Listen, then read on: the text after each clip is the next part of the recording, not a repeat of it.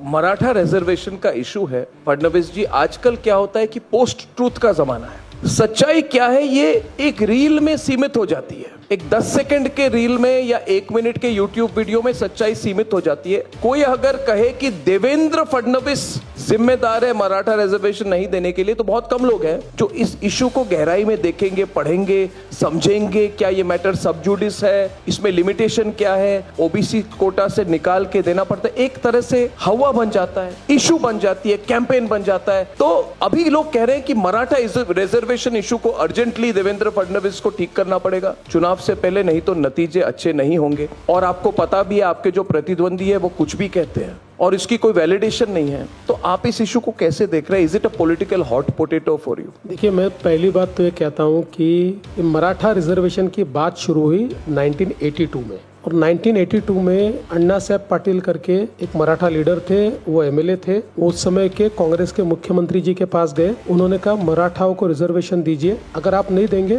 तो मैं आत्मदहन कर लूंगा। और चीफ मिनिस्टर ने नहीं दिया, उन्होंने खुद को गोली मार ली और एक प्रकार से आत्मदहन कर लिया। वहां से लेकर ये लड़ाई चलती रही 2014 तक, और इस पूरे इतने सालों में केवल 4.5 साल अपोजिशन की गवर्नमेंट रही, बाकी सारे साल कांग्रेस की और शरद पवार जी की गवर्नमेंट रही। उन्होंने कभी मराठाओं को आरक्षण नहीं दिया। मैं मुख्यमंत्री बना, मेरे मुख्यमंत्री बनने के बाद ये मसला मेरे सामने आया, मैंने मराठा समाज को आरक्षण दिया। उस समय हाईकोर्ट में वो चैलेंज हुआ, हाईकोर्ट में भी हम जीते, आरक्षण के साइड से रिजल्ट आया। वो सुप्रीम कोर्ट गया, जब तक मैं मुख्यमंत्री था सुप्रीम कोर्ट ने न उसको स्टे किया न उसको नकारा। उद्धव ठाकरे मुख्यमंत्री बने, उद्धव ठाकरे जी के काल में केस जो है सुप्रीम कोर्ट ने खारिज कर दी और रिजर्वेशन कैंसिल कर दिया। उसके बाद उन्होंने कुछ नहीं किया, शरद पवार जी ने भी कुछ नहीं किया, और फिर एकनाथ शिंदे जी जब बने तो वापस हम लोगों ने मराठा समाज को 10% आरक्षण दिया। तो कुल मिलाकर 4 बार शरद पवार जी ये मुख्यमंत्री बने, तब से ये मांग थी कि मराठा समाज को आरक्षण मिले। कभी भी शरद पवार जी ने उनको आरक्षण नहीं दिया। और जहां तक मराठा समाज, शरद पवार मराठा रिजर्वेशन पे सीरियस नहीं है, सीरियस नहीं, वो तो खिलाफ है। उन्होंने कई बार बोल दिया मराठाओं को आरक्षण की आवश्यकता नहीं।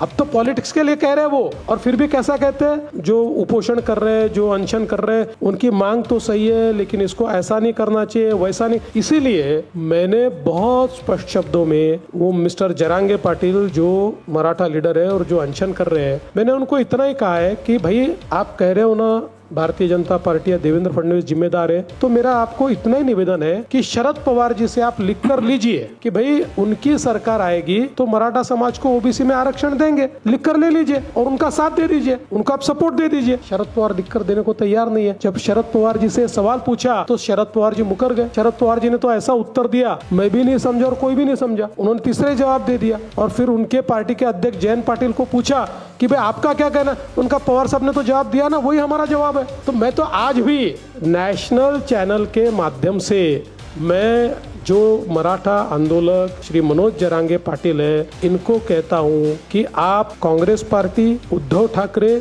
शरद पवार जी, इनसे ये लिख कर ले लीजिए कि उनकी सरकार आएगी तो मराठा समाज को ओबीसी में आरक्षण देंगे, और आप उनको जाहिर तौर पर अपना सपोर्ट दे दीजिए। ये राजनीति चल रही है, मराठा समाज को गुमराह करने की बात चल रही है। अरे मराठा समाज के लिए मैंने अन्ना साहब पाटिल आर्थिक विकास महामंडल तैयार किया, 1 लाख मराठा उद्योजक तैयार किए, 1 लाख। आज 1 लाख से ज्यादा मराठा उद्योजक ये हमने तैयार किया। हमने सारथी की शुरुआत की। आज IAS IPS में बड़े पैमाने पर मराठा युवाओं को उसके माध्यम से आज नौकरियां मिली है। इसलिए मुझे लगता है कि इसमें जो राजनीति करने की कोशिश चल रही है, ये राजनीति सफल नहीं होगी।